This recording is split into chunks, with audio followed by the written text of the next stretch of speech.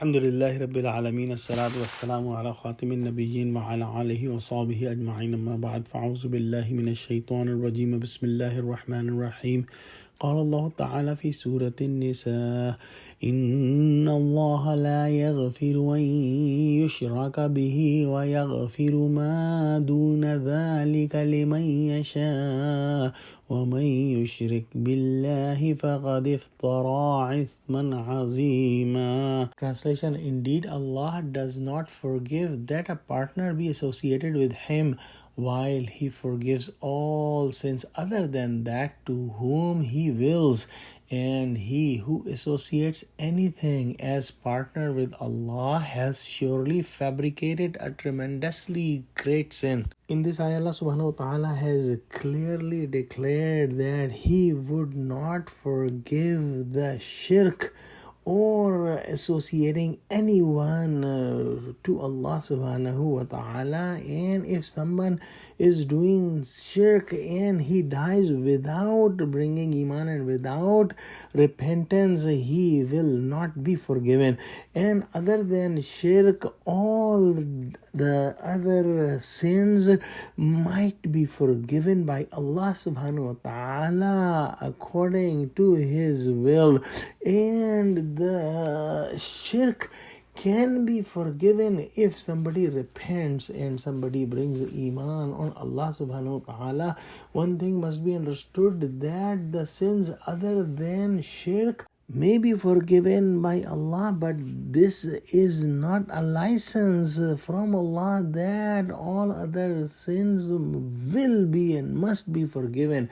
It depends on Allah's will, that whoever He wills, He would forgive the sins other than shirk. But for shirk, for the forgiveness of shirk, one must ask for repentance.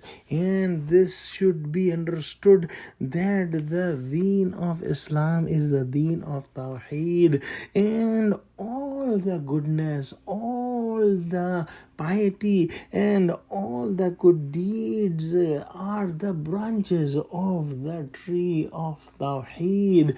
And the shirk is the opposite of Tawheed, and all the sins, all the bad deeds, and all the crimes are the branches of the tree of shirk. And shirk is such a big crime that Allah subhanahu wa ta'ala has brought this topic again in the Surah An-Nisa, in the ayah number 116, that we will study, that Allah will not forgive the shirk. We can also understand how big the sin of shirk is, that in this world, if we have ownership of something and somebody else claim that he is the owner of that thing, we will feel very bad. And the ownership of the thing that we have is only temporary till we are alive, and then the ownership will go to someone else. But Allah subhanahu wa ta'ala's ownership is eternal and is forever.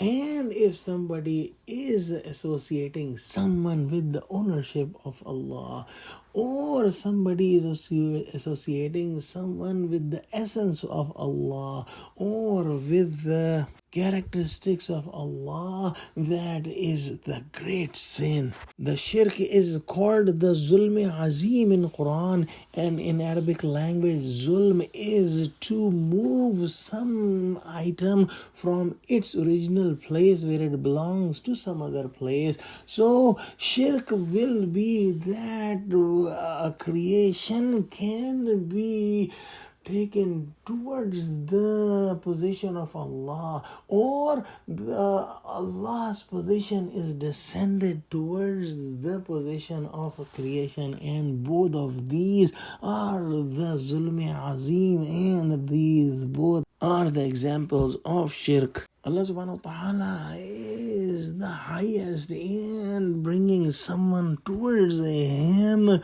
is a very big lie, is a tremendously great sin and a fabricated thing. Oh Allah, help us understand the shirk and save us from all kinds of shirk. Ameen. Wa akhiru da'wana alhamdulillahi rabbil alameen. Assalamu alaikum wa rahmatullahi wa barakatuh.